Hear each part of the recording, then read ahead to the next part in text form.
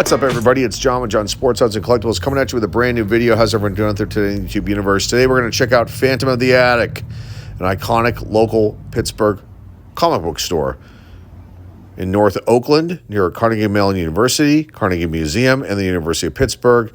And let's take a look here and see what I filmed. We've got some newer books, which I am not up to speed on anything that's out new.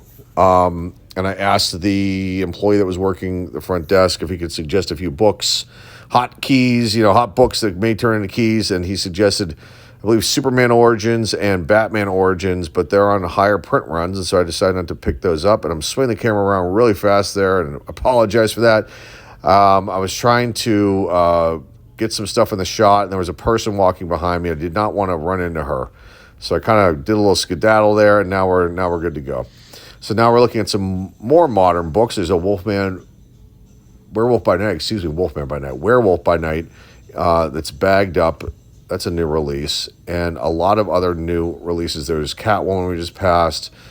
And lots of stuff. It was kind of overwhelming, to be honest with you, since I'm not up to speed on newer releases. I'm more of a Bronze Age guy. That's a bulk of my collection is from the Bronze Age. So that's where I focus my attention on. But here's more modern releases here and some really cool items that are going to be coming up shortly. I started noticing the posters above me and thought, those are really cool. Let's get those in the shot. There's 11 Rockets one I think I just saw right there. Some more modern books. There were lots of graphic novels here, collectible toys. Really, really cool stuff. I mean, it's a small store, but it's a kind of place where I could stay in there for like a long time just to really explore and look. And I had about half an hour of time on my hands today to check this store out. There's a bunch of 50-cent bins right there. I did not look through those since I was pressed for time, but I did look through some other boxes in the back, and I think I will catch those on camera. Some more collectibles. Those are pull-out bins with some higher-priced Bronze Age and Silver Age books. And more collectibles. There's a Wolfman one. That was pretty cool. Some T-shirts. That's a Teenage Mutant Ninja Turtles stand. You've got the sales table. And then these caught my eye. I thought these were really cool. Posters of iconic comic books. There are some boxes right there below the Wolverine and Amazing Spider-Man. And those are what I went through. Those had some Bronze Age books in there that I thought were pretty neat, and we're going to showcase those. This caught my eye too. This stand-up Spider-Man with the brick wall as the background. That was pretty cool. Some more pull-out bins, and then some more collectible toys, some Funko Pops. I did not look through those pull-out bins, but next time I go in, I will, because I'm sure there's some good books in there. The old school comic books spin-arounds, I love those. And there were some newer releases on those. And there's another one here I'm a little bit close to it, but Teen Titans Go books. And the 50-cent bins again. And then these were awesome too. Posters of more iconic releases. The giant size X-Men. You got Spider-Man there. And I can't see who else. But there's some free books right there. And then some glassware. And that should do it. Let's get into the video. That was a really fun time today at the Phantom of the Attic in the Oakland area of Pittsburgh. Stone throw away from the University of Pittsburgh, and also Carnegie Mellon University is right up the street, or up the hill. Actually, it kind of lays sort of on Carnegie Mellon University's campus to an extent. There's some extended buildings on that same street that Phantom of the Attic is on, which is Craig Street. And I had a really nice time there. So hopefully you liked my little quick walkthrough, swing around video portion. And let's get into what I picked up. I picked up 5 Bronze Age books. None of them keys. 3 of them are reprints, but they're really cool. And I thought, they were so cheap. I'm like, I gotta pick up something here. I felt like if I go into an establishment and film, that I'd like to support that establishment if I can and purchase something. And I found that box of Bronze Age books, and there was a lot of Conan and Conan the Barbarian and Thor books in there, and I was limited on time, so I couldn't search every single issue to see value or if it was a key, and I'll have to go back. But anyway, I picked up also some free items too that they had as giveaways near their entrance at the top of the stairs, which I didn't film. And you don't always see giveaways at the other comic book establishments in Pittsburgh. And I'm talking like there's a New Dimensions, which has 6 stores. And I've never noticed anything that they give away. And I have to go to Ides Entertainment. That's one of the iconic comic book stores here in Pittsburgh. And I know a few folks that work down there, and I'm sure they'd be happy to see me popping in the store and filming in there too. But anyway, I picked up some of these free items that they had to give away. This image free monthly catalog, and I'll look through these. And sometimes you never know. Sometimes they have interesting selections in these kind of free catalogs, comic book catalogs, and sometimes they have previews in these. And so if you see these kind of things out and about, pick them up. Because you never know what's going to happen with some titles down the road. So this is Image, their monthly catalog, issue number 2 for February of next year. And the other one was from January, I believe. Let me just double check that. Yeah, so they're ahead about a month or so, 2 months. Here's Aquaman DC Connect from January 2025. And, you can just see here, it's a lot of ads. They're trying to preview the new releases they've got coming up. But you never know what's going to happen with some of these. And then, years down the road, something like this could end up holding some value if there's something, some sort of artwork of a release in one of these. So don't pass up on these, even if you just get them and put them away forever or, for a long period of time. You never know. This is for February 2025. Zatanna, she's back with a brand new limited series. I don't know anything about her. I'm not up to speed on any of the modern stuff at all. I mean, aside from like Walmart packs that I've opened up over the past few years here, I mean, it was so overwhelming at this store. And it's a small store, but for me, it was like all the titles, and I'm like just trying to soak it all in. And once I got to the Bronze Age stuff, for some reason, I was able to kind of focus more. Maybe it's because that's the age that I was collecting, and the newer stuff is just, I'm not either familiar with titles or what might be good books to pick up. And they did suggest a couple books. One was Superman Origins and Batman Origins. I believe those are the titles, but they're on like higher print runs now because they were so popular. I'm like, I don't want to pick those up. Because usually you want obviously first prints, and then second print runs can be okay. And then, normally the higher you go, the lesser in value something can be over time. And this is so cool because Deadpool and Wolverine. But this is a cool thing right here. This is Marvel's free previews with the Rise of Emperor Doom, Dr. Doom, on the cover here. So these are the free ones. So I figured I'd showcase those. Those are fun. Put those in bags and boards. Okay, now on to the Bronze Age stuff. And I'm going to show these. We're going to look these over real quick. These are not like 9.8s, 9.6s. They're probably very mid to low grade on a majority of these. So they have issues, but they were so cheap, I figured I should pick them up. And a couple of them are Kirby covers. So these first 3 are reprints. This one was $2. Marvel Tales starring Spider-Man. You can see Dr. Ock here. It's got major problems with the spine and these staples, and it definitely needs to be cleaned and pressed. But I mean, this is not, again, I if I ever do send anything to get graded, send anything in to get graded again, it won't be something like this. It'll be something that I already have in my collection, or maybe I would, one of the few pickups that I've had over the last few years. This one's from 1973, this reprint, but it's originally from 65. I'll have more information when I come back, once I put these in bags and boards. But, I'd say close to white pages. They might consider these white pages, so that's a good thing. But, the cover's got some, it needs to be pressed. I see some, it's definitely got some wear on it. But, it's an a 1973 Bronze Age book, and to me, it's cool to see this kind of book for like $2. And I'll give you a price on this kind of stuff when we come back to as well. So there's the first one. And again, these are just pickups. These are things I thought looked cool, and I thought these might be nice. So, okay, this one's got a Kirby cover. This is Marvel's Greatest Comics starring the Fantastic Four. There is a little bit of a tight corner tear down here, right there. It's got definitely some creasing going on here. It's got some issues, but this book was this is $3. So, the back, it's got some wrinkle problems here.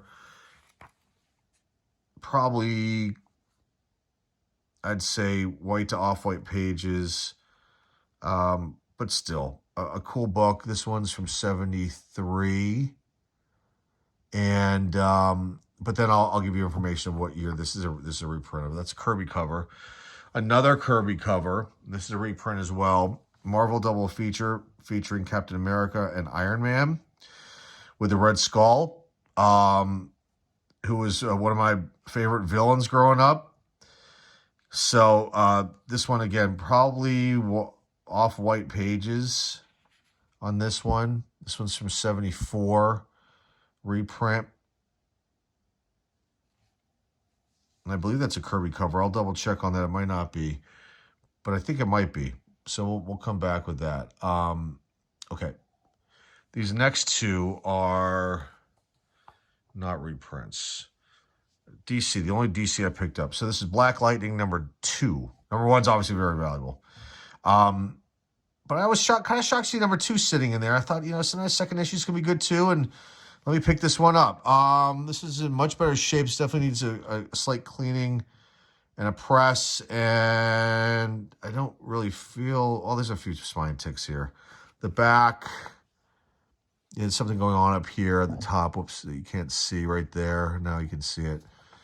But I think white pages. I think they would consider these white pages. So Black Lightning number 2. This is from 1977. And this one was, that last one was $3. This one was $2. And the last one I picked up was another Marvel book. Marvel Team Up. Always love the team ups. Spider-Man Nomad, but Spider-Man with a black suit. And this one definitely needs to be pressed out. There's something going on up here with this right here. If you can see that. Yeah, you can see right there. So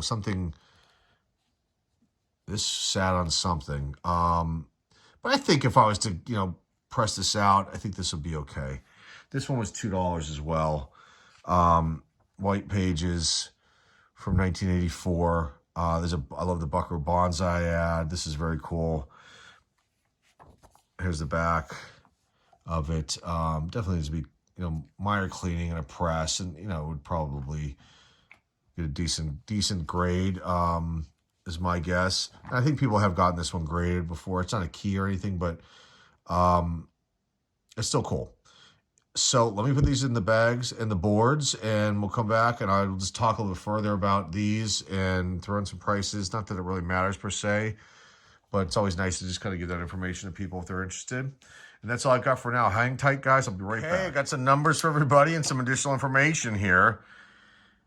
This is fun for me. It's a lot of work to put these videos together because behind the scenes, I've got to go online and gather up numbers. And again, this is just... For me, these are fun, and hopefully this brings some insight to you on some books maybe that I showcase here. So this Marvel Tales, number 39 from 1972. On average, raw, depending on the condition, $3 to $15. There are some other raw copies, one for $149.95, $38.88, and $24. All different conditions. This is a much lower grade book, but still cool, in my opinion. Artist John Buscemi, John Rovitz. I can't even read my own writing. And another John here, and writer Stanley, John Costanza. No relation to George Costanza. Now, this is originally from, this reprint originally was Amazing Spider-Man number 54, which on average goes for about $40 raw. There is a 9.0 available for $450, a 9.2 for $475. You can see why even sometimes reprints of these kind of books can hold some sort of value. So don't poo-poo the reprints, especially if it's Bronze Age, or even, I don't know if there's Silver Age reprints. There have to be. All right, next up. Got Marvel's Greatest Comics, issue number 45 from 1973. On average, this goes for about $5 to $10 raw. There was one sold, I believe, for $30. There's a 9.6 for sale for $120. Cover artist Jack Kirby. Also, Sam Rosen did the art on this, and Stan Lee was the writer. This originally was from Fantastic Four number 62. Shoot, I don't know the years. The Amazing Spider-Man was 1967. The Fantastic Four might be older than that. On average, that book goes for $30 to $50 raw. And there's a 9.2 at $302, an 8.5 for $249, and a 7.5 for $165. Sorry, I don't have the year for that one, but it could have been 64. I'm not sure. Probably wrong on that date. Okay, next up here, and I didn't even notice to point this out too. This must have been marked by I assume the newsstand, but there are no barcodes in these, so these would have only been newsstand copies back then, but they didn't put barcodes on them at that point. This one, Marvel Double Feature number 4 from 1974. On average, this book goes for as low as $3, all the way to $20 on average, depending on the condition. There's a 4.0, only one I could find graded, for $68. Jack Kirby did do the cover on this. Also, Ben Conlin and Artie Simak were the artists on here. Writer Stan Lee. From originally from Tales of Suspense number 87, which normally goes for $15 and $20 raw, and there was one sold recently for $176, a 9.4. So people do get this one graded. This one, no. Even though there are graded ones, but I found like one. No, there were more. The Go Collect database is not up to date on this one. It was the first one. That was the one that said 0 graded records, but there's a whole bunch I found. Okay, so now we're on to these. But those were awesome. Those are awesome 1970s Bronze Age books to find for the price tag on these. Again, they're not keys. They're not in the best of condition, but for me, they're just cool books that I thought were awesome. And there were so many there. I could have bought more, but I didn't want to, start blowing money on stuff that I didn't necessarily need. I figured I should just, help out the store a little bit. Okay, Black Lightning number 2, the only DC release, 1977. This came out, the only DC comic that I picked up, out of this run. On average, $5 to $15 raw. There was a 9.8 for sale for $300 and a 9.4 for $54.95. Artist Rich Buckler, Trevor Von Eden, and then writer Troy Isabel.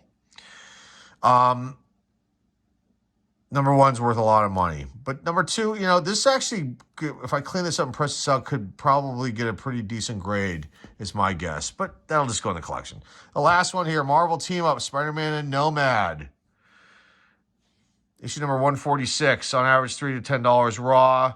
There was one that was sold for $125 raw, yes. So it was a very fine to mint. I couldn't believe it. $125. There are 9.8s for sale for $199, $185, $158. There's a 9.4 for sale for $85. Sold 9.8 for $158.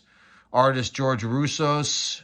I can't read my own writing. Greg, and then Diane Albers, and then Corey Burkett was the writer. So there you go with these. This was fun. I mean, it was unexpected. I didn't think that I was going to. We'll leave these ones off. We'll put up the older 70s Bronze Age stuff and showcase those at the end here. I wasn't expecting to film, make that video that I did, this video here, but it was just a spur of the moment thing, like sometimes these things can be. And look, it was fun, and I hope you enjoyed this. And that's all I've got for you guys today. So remember to like, subscribe, comment down below, share this video with your friends, family, loved ones. Our eBay store link is down below in the description. Please go over and support our eBay store. Could use your help over there. It's always good to see new people coming in, picking up items. We have got trading cards and some comic books and all kinds of collectibles and all kinds of cool stuff over at the eBay store. The link is down below in the description. That's all I've got for you guys today. Till next time, folks, this is John with John Sports Cards and Collectibles signing off. I will see everybody very, very soon.